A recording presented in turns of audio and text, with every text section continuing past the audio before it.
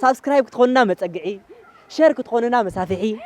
صريات طواقو صريات تعذبت بخان قبلتنا انا متينا دلنا هذا لايك بكا طلع هذا ليها ديسلايك بكا ايمو نحنا خا فقرهم ديلنا لايك كتبنا متينا لنا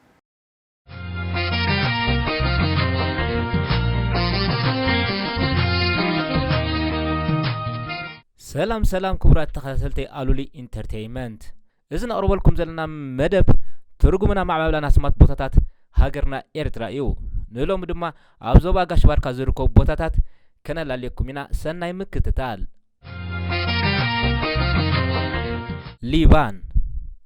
ሊባን ካብ ቋንቋ ትግርኛ ዝተወርሰ ኮይኑ ትርጉሙ ዕጣን ማለት እዩ መበገዝ ናይዛ ስም ኣብዚ ከባቢ በብዝሕ ዕጣን ከም ዝርከቦ እዩ ዝንቶ እዚ ዕጣን ካብ ኣግራብን ኣእማንን ዝርከብ ኮይኑ ኣብ ሕብረተሰብና ኣብ ዝተፈላለዩ ኣጋጣሚ ከም ዝጥቀመሉ ይፍለጥ ደቂ ገብሩ እዚ ዓዲ ቀዳማይ ተቐማጢያ እዚ ገብሩ ዝተባህለ ሰብኣይ እዩ ዝነበረ ምስ ግዜ ንሱን ውልዱን ነታ ዓዲ ሓዛሞ ዓዲ ምስኩነት ድማ ብስሙ ክፅዋዕ ከም ጀመረት ይዝንቶ ኩሎም ተቐማጦ ናይታ ዓዲ ገብሩ ዝበሃል ሰብኣይ ዝወለዶም ሓደ ዓሌት ብምዃኖም ብስሙ ትፅዋዕ ከም ዘላ ይዝንቶ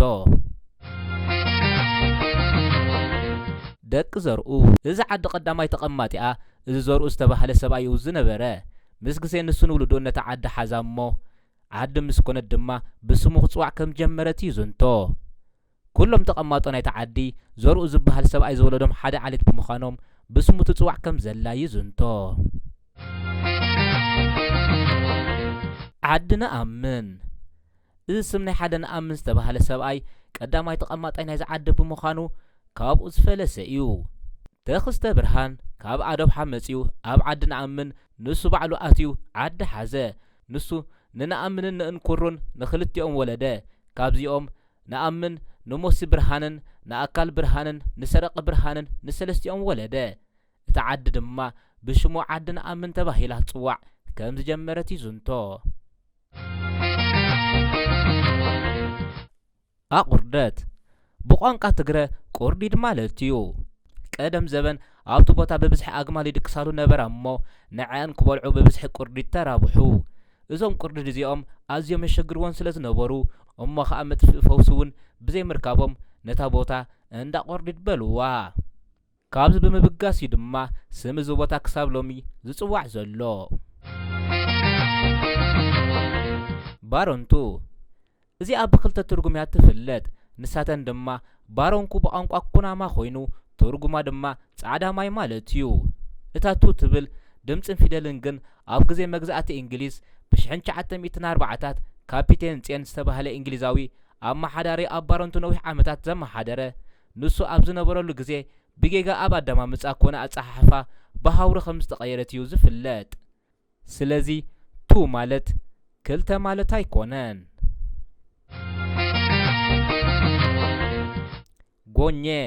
ጎኘ ካብ ቋንቋ ኩናማ ዝተወርሰ ኮይኑ ትርጉሙ ኩርናዕ ማለት እዩ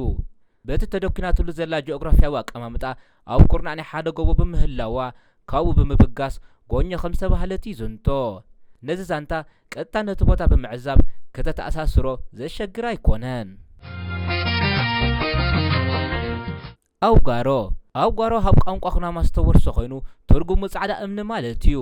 እዚ ከዓ ነቲ ኣብቲ ከባቢ ዝርከብ ሕብሪ ናይቲ ኣእማን ዝገልጽ ከም ዝኾነ ይንገር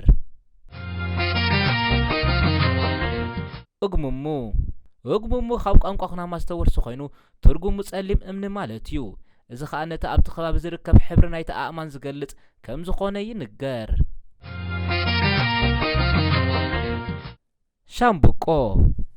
ሻምቡቆ ካብ ቋንቋ ኩናማ ዝተወርሰ ኮይኑ ትርጉሙ ሻምቡቆ ናትና ማለት እዩ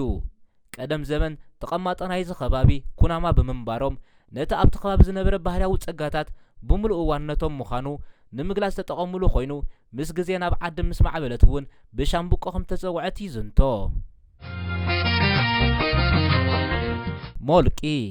ሞልቂ ካብ ቋንቋ ትግርኛ ዝተወርሰ ኮይኑ ትርጉሙ ምምላቕ ማለት እዩ ቀደም ዘመን ገያሾ ካብ ማይ ድማ ተበጊሶም ናብዚ ሕጂ ብሞልቂ ዝፍለጥ ዘሎ ከባቢ ብእግሮም ይጓዓዙ ኣብ ዝነበሩሉ ግዜ እቲ ሰፊሕ ጎልጎል ምውዳእ ስለ ዝኣበዮም ብድኻም ኣዝዮም ተሰኒፎም ስለ ዝነበሩ ኣንታ ኣጋርና እምበር ሞሊቕና ደኺምና ብምባል ነቲ ዝነበረ ኩነታት ገለጹ። ምስ ግዜ እታ ሞሊቕና ዝነበረት ቃል ናብ ሞልቂ ከም ዝማዕበለት እዩ ዝንቶ። ገዛ መብራህቱ ቀዳማይ ተቐማጢ ናይቲ ከባቢ መብራህቱ ዝተባህለ ሰብኣይ ብምዃኑ ነቲ ቦታ ድማ ንሱን ደቁን ክሕዝዎ ክሰፍርዎ ጀመሩ። ካብኡ ብምብጋስ እታ ስም ገዛ መብራህቱ እትብል ካብ ስም ናይቲ ሰብኣይ ከም ዝማዕበለት እዩ ዝንቶ። ስፍራ ገነት ካብ ቋንቋ ትግርኛ ዝተወርሰ ኮይኑ ትርጉሙ ገነት ማለት እዩ። ቀደም ዘበን ኣብዚ ቦታ ዝነበሩ ህዝቢ ብሕማም ጎልሓይ ከብቶም ሞይተን ተወድኣ እሞ ኣብ ሓንቲ ከረን ወይ ኩጀ ዝነበረ ብሌናይ ሰብኣይ ግን ከብቱ ብዘይ ዝኾነ ፀገም ከይተተንከፋ ስለ ዝደሓና እታ ቦታ ካብኡ እንዳሓር ስፍራ ገነት ተባሂላ ከም ተፀውዐት ይግለጽ። ፈውሊና ካብ ቋንቋ ኩናማ ዝተወርሰ ኮይኑ ትርጉሙ ጻዕዳ ሽጉርቲ ዝብኢ ማለት እዩ። ኣብዚ ከባቢ በብዝሒ ጻዕዳ ሽጉርቲ ዝብኢ ዝበቕለሉ ብምንባሩ ካብኡ ብምብጋስ ፈውሊና ከም ዝተባህለ እዩ ዝንቶ። ደምበላስ ካብ ቋንቋ ትግርኛ ዝተወርሰ ኮይኑ ትርጉሙ ካብ ክልተ ቃላት ደምበን ላስን ንዝብሉ ክልተ ቃላት ብምልጋብ ትርጉሙና ድማ ምጻም ብሰማዕ ደምበላስ ከም ዝተባህለት ይንገር። ቀደም ዘበን ከብቲ ሒዞም ዝጓዓዙ ዝነበሩ ጓሶት መራሒት ናይተን ከብቶም ላስ ትበሃል ላም ደኺማ ኣብ ዝደቀሰቶ ቦታ ደንበ ክሰርሑ ተሰማምዑ። ኣብቲ ቦታ ንሳ ዝደቀሰትሉ ደንበ ሰርሑ። ምስ ግዜ ስምቲ ቦታ ካብ ደንበ ናይ ላስ ናብ ደንበላስ ከም ዝማዕበለ እዩ ዝንቶ። ዛይዳ ኮሎም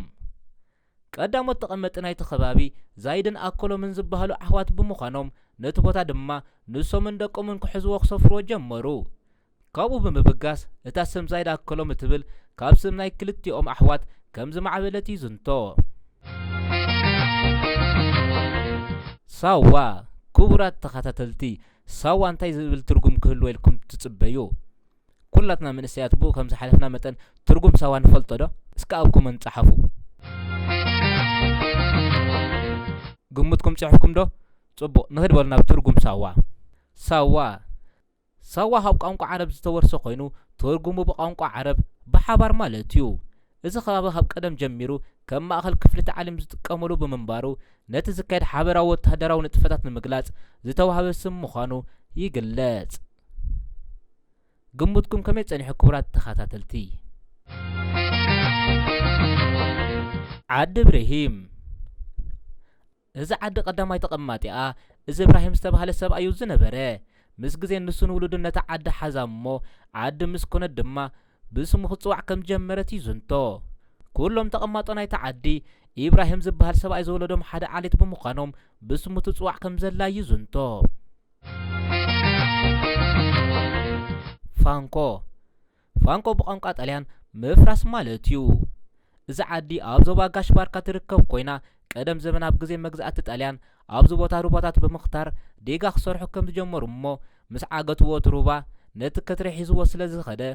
ሒዝዎ ምስ ከደ በዓል ፋንኩሉ ብጣልያን ፈሪሱ ማለት ከም ዝኾነ እሞ ካብኡ ብምምዕባል ፋንኮ ተባሂሉ ይጽዋዕ ከም ዘሎ እዩ ዝንቶ። ካፊስት ዝብል ቃል ቋንቋ ጣልያን ከም ዝማዕበለ እዩ ዝግለጽ። ትርጉሙ ፈሲሱ ወይ ተኻዒ ማለት እዩ።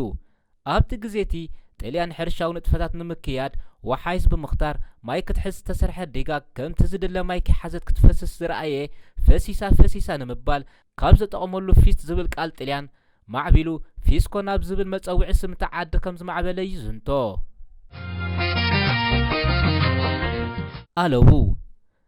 ኣለቡ ብቋንቋ ትግረ ጥርሑ ማለት እዩ። እዚ ዓዲ ኣብ መንጎ ሃይኮታን ተሰነይን ትርከብ ኮይና መበቆላዊ ኣብ ማዕባብላ ስማ ካብ ቋንቋ ትግረ ዝማዕበለ ኮይኑ ትርጉሙ ድማ ኣልቡን ብትግረ ዋላ ሓደ ዘይብሉ ጥርሑ ማለት እዩ። ምክንያቱ እቲ ቦታ ዋላ ሓደ ሰብ ዘይነብሮ ስለ ዝነበረ ምዃኑ እዩ ዝንቶ። ዓዲ ዑመር እዚ ዓዲ ቀዳማይ ተቐማጢኣ እዚ ዑመር ዝተባህለ ሰብኣይ እዩ ዝነበረ። ምስ ግዜ ንሱን ውሉዱን ነታ ዓዲ ሓዛ እሞ ዓዲ ምስ ኮነት ድማ ብስሙ ክጽዋዕ ከም ጀመረት እዩ ዝንቶ። ኩሎም ተቐማጦ ናይቲ ዓዲ ዑመር ዝበሃል ሰብኣይ ዝወለዶም ሓደ ዓሌት ብምዃኖም ድማ ብስሙ ትጽዋዕ ከም ዘላ እዩ ዝንቶ። ኦም ሓጀር ካብ ዝብል ቃል ናይ ቋንቋ ዓረብ ዝተወርሰ ኮይኑ ትርጉሙ እኩብ ኣእማን ማለት እዩ። ቀንዲ ዝስም ዝኾነሉ ምኽንያት እቲ ከባቢ ብብዝሒ ኣእማን ስለ ዝርከቦ እታ ስም ካብኡ ብምብጋስ ከም ዝማዕበለት ይዝንቶ ዓዲ ሸኽ አልኣሚን እዚ ስም ካብ ሸኽ አልኣሚን ዝተባህለ ስም ናይ ሓደ ሰብኣይ ዝፈለሰ ኮይኑ እዚ ሰብኣይ ናይ መጀመርታ ተቐማጢ ናይቲ ዓዲ ብምዃኑን ምስ ግዜ እውን ንሱን ውሉድን ክቕመጥዋ ምስ ጀመሩ እቲ ዓዲ ብስሙ ዓዲ ሸኽ አልኣሚን ተባሂላ ክትፅዋዕ ከም ጀመረት ይዝንቶ ዓዲ ሸኽ ሙስጠፋ እዚ ስም ካብ ሸኽ ሙስጠፋ ዝተባህለ ስም ናይ ሓደ ሰብኣይ ዝፈለሰ ኮይኑ እዚ ሰብኣይ ናይ መጀመርታ ተቐማጢ ናይቲ ዓዲ ብምዃኑን ምስ ግዜ እውን ንሱን ውሉድን ክቕመጥዋ ምስ ጀመሩ እቲ ዓዲ ብስሙ ዓዲ ሸኽ ሙስጠፋ ተባሂላ ክትፅዋዕ ከም ጀመረት ይዝንቶ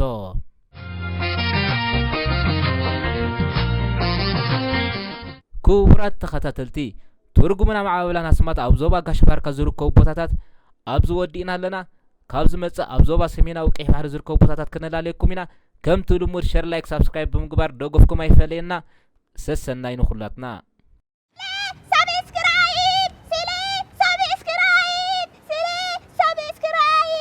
ሳብስክራይብ ክትኾኑና መጸግዒ ሸር ክትኾኑና መሳፊሒ ጽርያ ጠዋቆ